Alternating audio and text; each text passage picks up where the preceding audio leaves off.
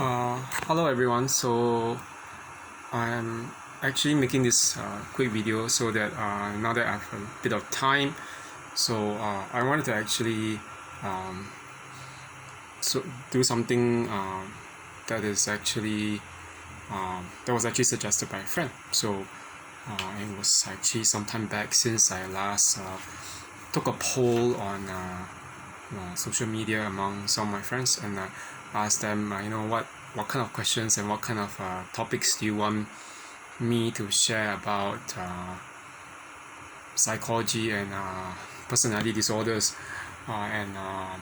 Personally, I think that a lot of the polls were among friends were saying that friends or actually acquaintances was that they were interested in knowing what the red flags of narcissistic behavior and narcissistic personality disorder are.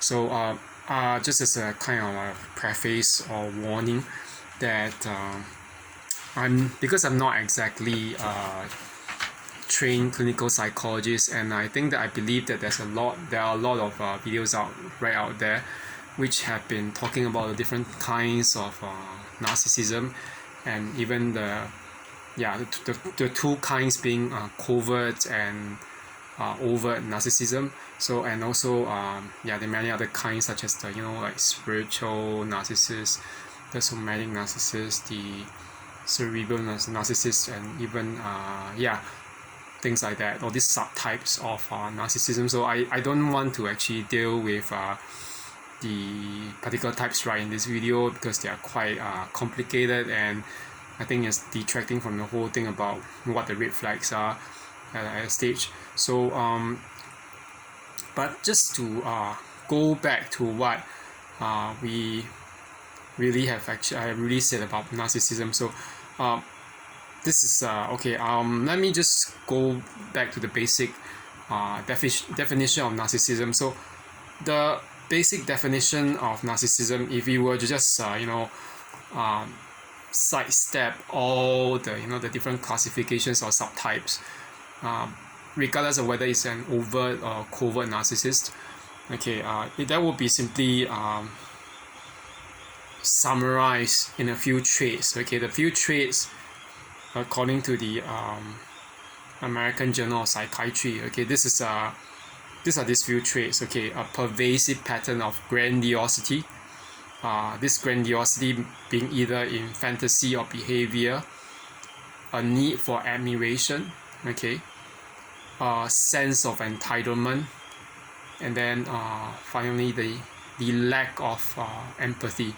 So this 1, 2, 3, 4 different traits as this the DSM-5 criteria actually the DSM-5 meaning the Diagnostic and Statistical Manual for psychological and psychiatric disorders and personality disorders have actually stated, the 5th edition.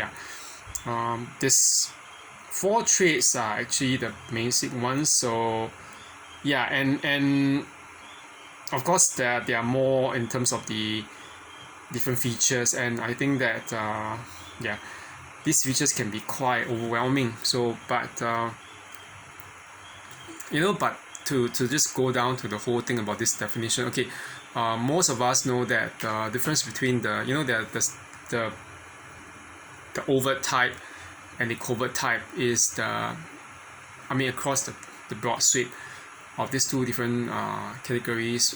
This would be the two kinds of narcissism or narcissistic personality disorder that is diagnosed. So that we know that the overt type of the NPD or the narcissist is very obvious, and most of us would probably assume that it's more common among men. Not that women don't suffer from that too. Some women do suffer from it, and if we were to just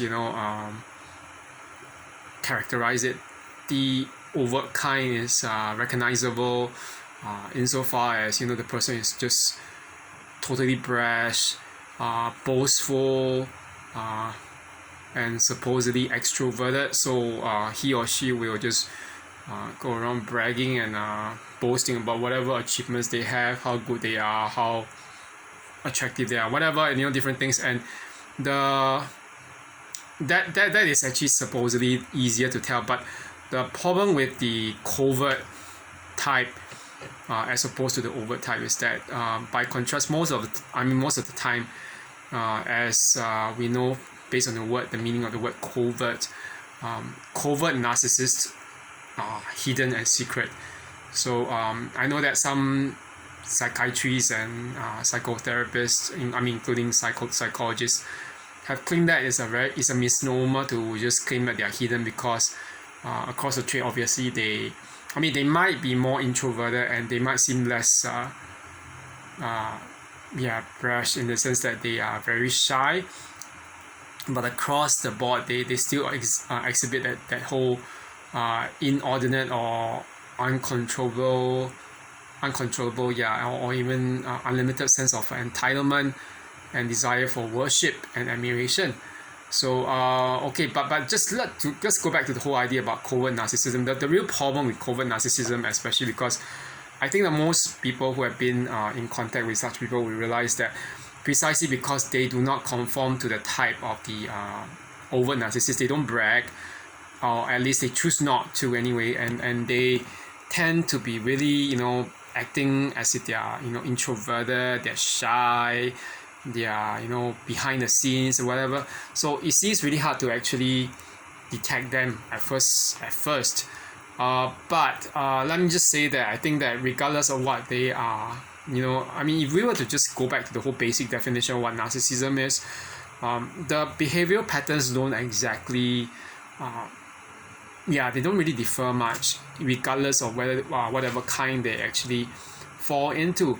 And I believe that some people, such as, Sam Vaknin, who was actually a clinically diagnosed self-aware narcissist, which I'm also very, very skeptical or cynical of, because I think he's just doing it for his own supply.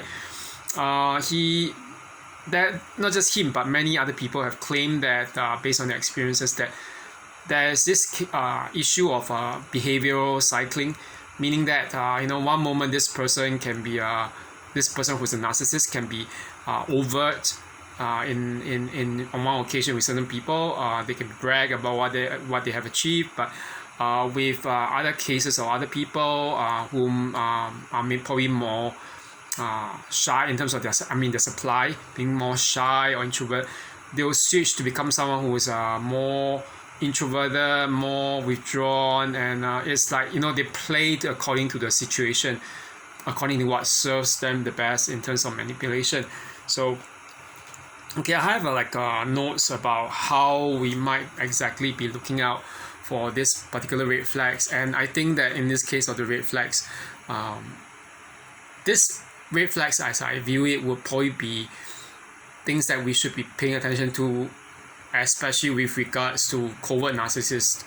So I'm not saying that these are not found in overt narcissists, because as we know, they can cut across the board, but it's just that I guess most of us are very concerned that the things, we try to avoid the brash, boastful, overt narcissists, and we get repulsed or repelled by them. But with the covert narcissists, they normally fly under the radar at the beginning. And even one psychologist has told me herself, she said, you only know it when you're in it.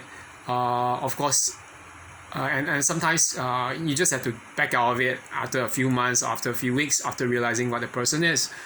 Of course, I'm not saying that everyone is going to end up in that kind of state.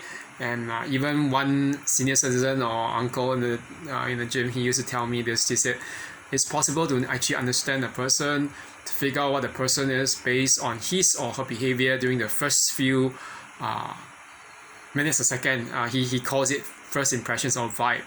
And he said that that no matter how much a person tries to hide what he claimed as a person in his 70s or 60s was that if you were to look at the person's the way the spirit in their eyes, the way they look at other people, the way they talk, their body language, all all these things can actually give the person away regardless of what he or she is trying to do, even if he or she is like, you know, covert narcissist. And he also said, I mean, I asked him this question: how do you know that back then, years ago, when I was in contact with all these different narcissists, not an awful lot, but few, that was bad enough, but how do you know that I was actually in a bad situation, an unsafe situation? He just told me it's the vibe, but I don't think it's the only answer to that. So I believe that there are more exact red flags that we should be looking out for. And I actually took a poll with some people. I mean, most people didn't actually reply anyway. I don't know why, but except for one or two people who actually told me directly. Okay, so let me go through this different red flags. 1, 2, 3, 4, 5, 6, 7, 8, 9, 10, 10. There are 10 of them actually. And each of these 10, I mean, I'm not claiming that all of them occur at the same time, but they might overlap. Okay, the first one, I think the first red flag of covert, or not just covert, but even malignant narcissism that I think we all should be looking out for is sudden and intense interest. Okay, I don't just mean this in terms of romantic interest. I also mean in terms of like possibly friendship, work, professional job, everything. You know, like when it's too sudden, it's too quick, it's too strong. Okay, it's very suspicious, especially in the case of romantic relationships, and you have to actually wonder, you know, if they were barely interested in you in the beginning, why all of a sudden are they suddenly so interested in you? And this sudden interest right now that they have in you after you know, a sudden lull and whatever is very often rooted in ulterior motives. Okay, so that's the first point. A sudden intense interest, and this is actually a sign of very often of love bombing. Okay, they will be bombing you with a lot of particular praises, certain titles, certain nicknames, things like that. And yeah, it doesn't sound very healthy if you ask me. Okay, the second one is, I think this is actually in fact the first one of the first few things that I actually noticed, is that there's a lot of secrecy. Okay, okay, let's just say that, you know, but people will say, oh, you know that, but what's wrong being private? Okay, there is a difference between being private and being secretive. Okay, when I say secretive, I don't just mean being reserved. I mean that they hide a lot of things from you. Sometimes when they hide from you, it's as if it is a form of leverage.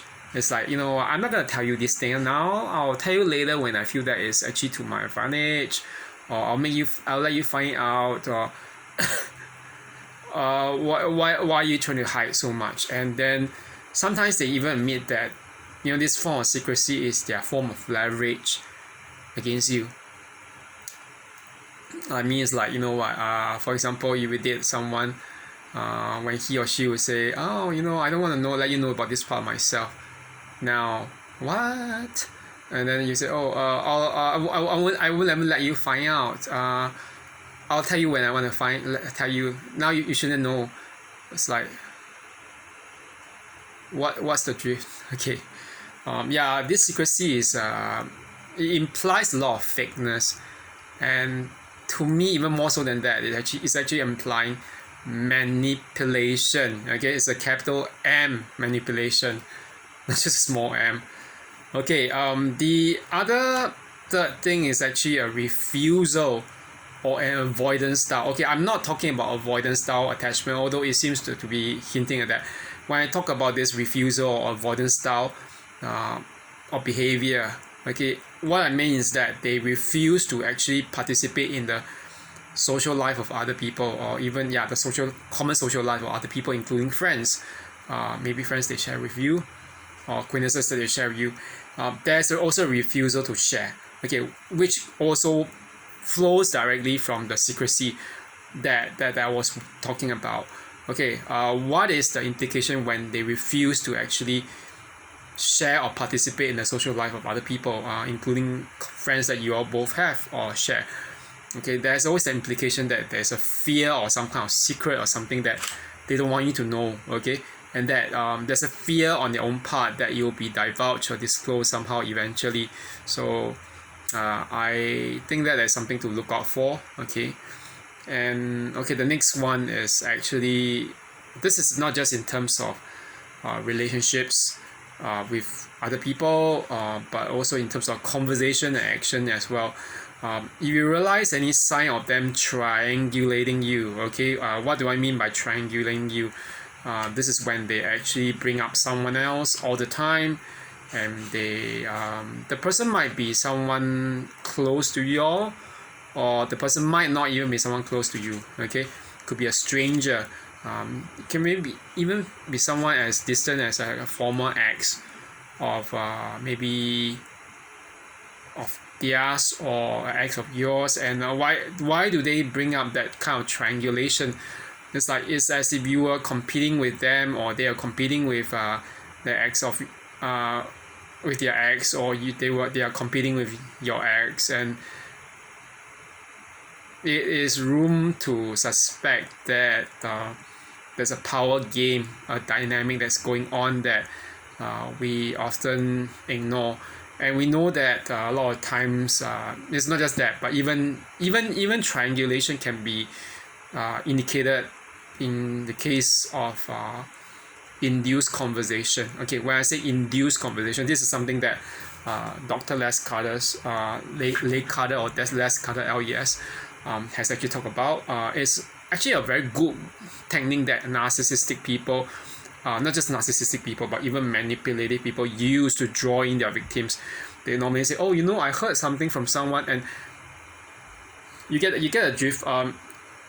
The person is not exactly involved, or maybe the person is involved, but they bring in the other person, as a topic of conversation to make you respond to that.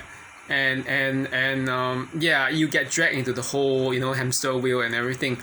So this induced conversation is actually a part of triangulation, and you have to be careful about that. I think that I fell for it actually once, and I didn't realize that myself. When like years ago, someone was saying, "Oh, I heard from whoever that you were taking part in blah blah blah," and I was like, wait. Why did that common friend or acquaintance tell you that? When he tell you that? And they don't. You find that once you actually respond to that, that is not even a question, but respond to that point they make to try inducing conversation. When you ask them when they heard it, they will not tell you exactly when they heard it. Sometimes they might even just say, "Oh yeah, I heard it." Okay, then they will try to divert the conversation onto something else that they are more interested, more concerned about.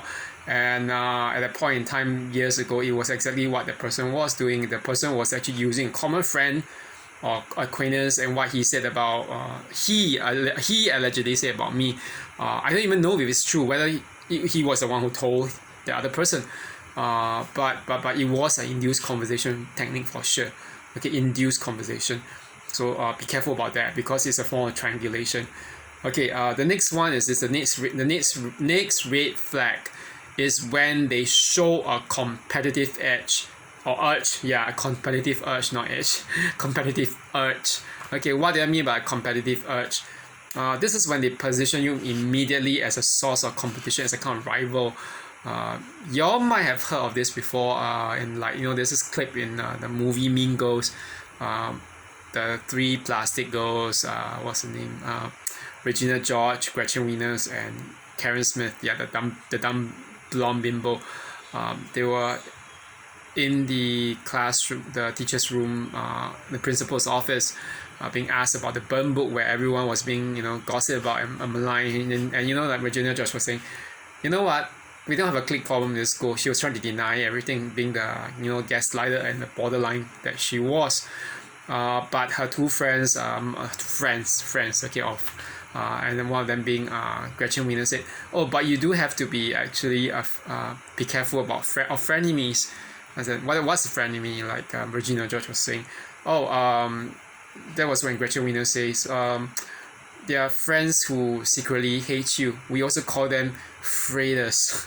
Friend plus hater. Okay. or we also call them enemies, according to Karen Smith, like enemies and friends.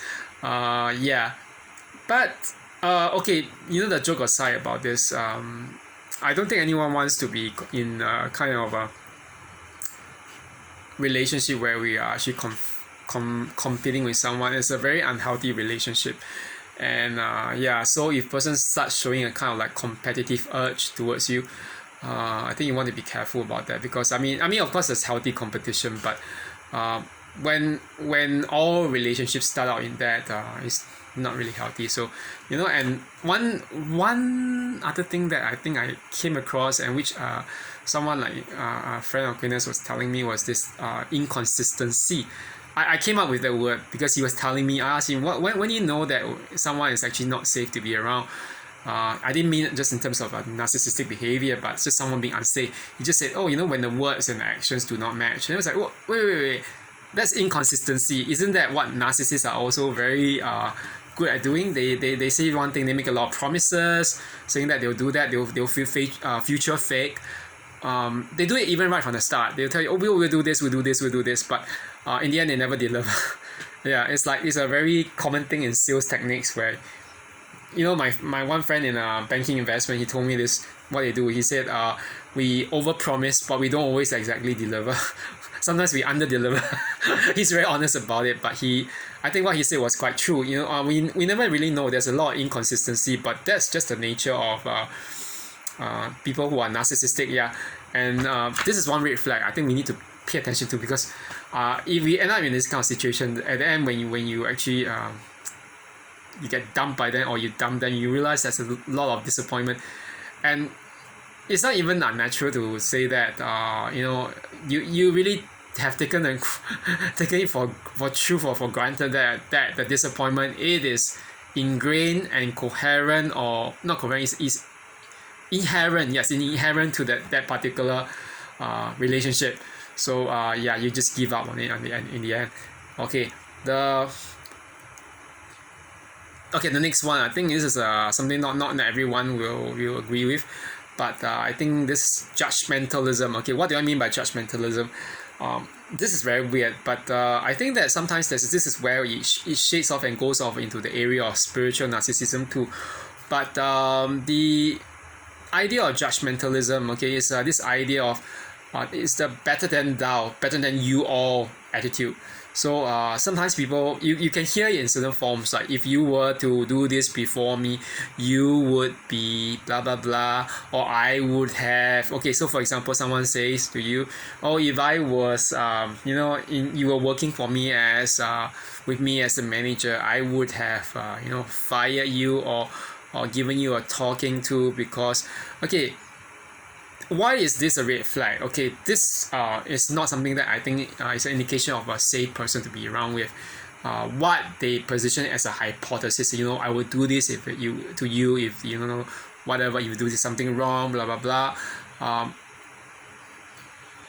In the case that they are really in that position of power, okay, it is an admission of what they would do to you and to others, simply on the basis of who they are. Okay, it's a very, very overt admission. Okay, there's nothing covert about it from my point of view, and by extension, it also highlights hidden hostility and at best sanctimoniousness. Yeah, what is sanctimoniousness? Sanctimoniousness is this idea, I'm holier than thou, I'm better than you. Okay, so yeah, you can actually experience that in certain spiritual communities, and I'm not going to name names, but I have my fair share of that.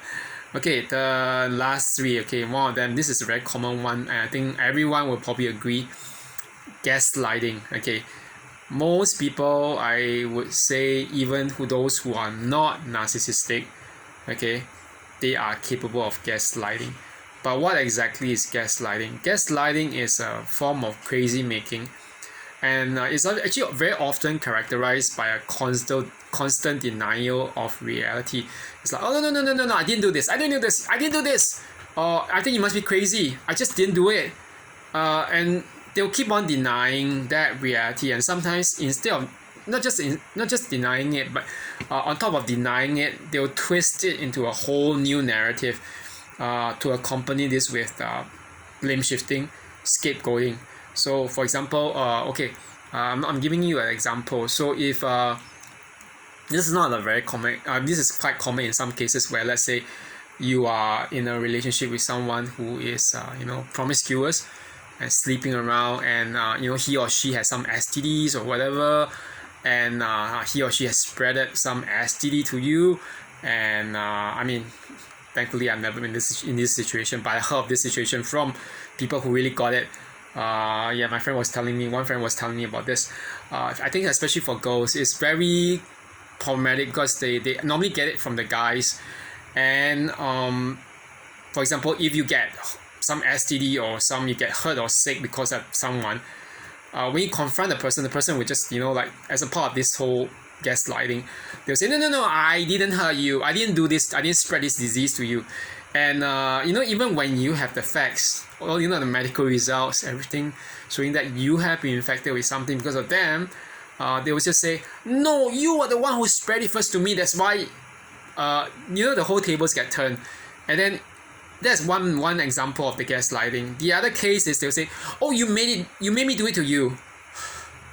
Like, how do you make me do? How do you make them do it to you? Or they'll say, oh, you are just not a good person. You were not good to me. You were not like giving me the needs that are meeting my needs. So therefore, I went out and get it. I want to give you the disease. Okay. Why do they do gaslighting? Okay, the purpose is to obviously deny the claim, and they are actually refusing to assume responsibility, basically to ever deny the claim that it was their responsibility. Okay, so there are two other ones which I think that are as concerning, but I think that this second last one is probably not, I'm not saying that it's not important, it's very important, but most people have already talked about this, so I think you might want to actually just watch out for that. The second last one is the disregard for others' boundaries and limits. So we know that with regards to covert and overt narcissists, regardless of which spectrum, what kind of spectrum and which group they fall under, there's this disregard of other people's boundaries and limits. It's like, I don't care about you. You only exist in relation to me. So it's a me. I, me, myself, me. It's the narcissist, regardless of whether he or she is actually just overt or covert, has himself or herself as the main focus. So boundaries don't matter. Okay, so I think the one way that you know is when we say no, just no to someone. Sometimes you don't even need to even say anything as give a reason. Okay, just say, oh, I don't feel comfortable doing it. I don't want to do this. Can I not do it? It's not good for me, or I just don't think I can do this. You watch and see how they throw a tantrum or start gaslighting you or accusing you of being terrible because you said no. Watch out for that. Okay, that's a red flag. Okay, the last one. Okay, this is something that I seriously did not pay attention to it, and I kind of paid a very heavy price for this. Okay, this is Schadenfreude. Okay, the term Schadenfreude, okay, being the German term meaning pain joy. Okay, Schadenfreude at the woe of other people, especially those they do not even know. Okay, when I say Schadenfreude, pain joy, is, I mean, in very simple terms, it just means like gloating or being happy over the joy, or not joy, over the pain of other people. So when you see someone suffering, you actually feel some kind of sense of like happiness. Okay, I think in all honesty, because we are all made as humans to be actually people of empathy. When we see someone suffering, we want to actually get them out of it, even if we don't really know them. But this is not the case for our narcissists. You know that there are all these clinical tests that were done, and they discovered that there's something wrong in terms of the frontal lobe, the ones that are responsible for regulating conscience and even things like control, in terms of emotional control, so regulating emotions is actually underdeveloped in a narcissist. So that leads to that whole sense, the whole realization that, oh, you know, that actually these people don't really have much of their, in terms of conscience, they are really arrested, and most of these people, they tend to actually rejoice. Yes, they rejoice in the suffering of other people. Just watch out. Let's say, you know, sometimes it may not be a major thing, it may not be like an accident or whatever, but it can be a very small minor event. For example, you know, in the food court, you see that person who was cleaning the plates and cleaning up and packing the plates and the bowls, and if everything just slips and falls, and there might be some breaking of the plates, and if that particular person, the narcissist, the one who's observing, suddenly say something like, you know, it actually looks like some kind of a good show to watch, I think you might want to be careful, because people who are nice to you, nice with open and close commas, but they are not nice to the waiter, the people serving you in the food industry, yeah, it's a reason to be careful. And I have had encounters with someone once who was in the food industry, I mean a chef, but it turns out that the person was gloating over that particular incident in the food court while having coffee. It didn't really seem very right to me, but I didn't say anything, and I realized now in retrospect this was a red flag. Okay, so anyway, these are the few, I mean, the numerous red flags that I think I came across or have read or heard about, and I collated. If you have any kind of comments to add, maybe you can actually just let me know. And what other red flags have you encountered that were alerting you to covert or even overt narcissism, and even in the worst case scenario, malignant narcissism? Okay, how do you know that the person was a narcissist? It need not be a date, it can be a family member or just a friend or co-worker or boss. Okay, so I hope everyone has a good night, and thank you, bye bye.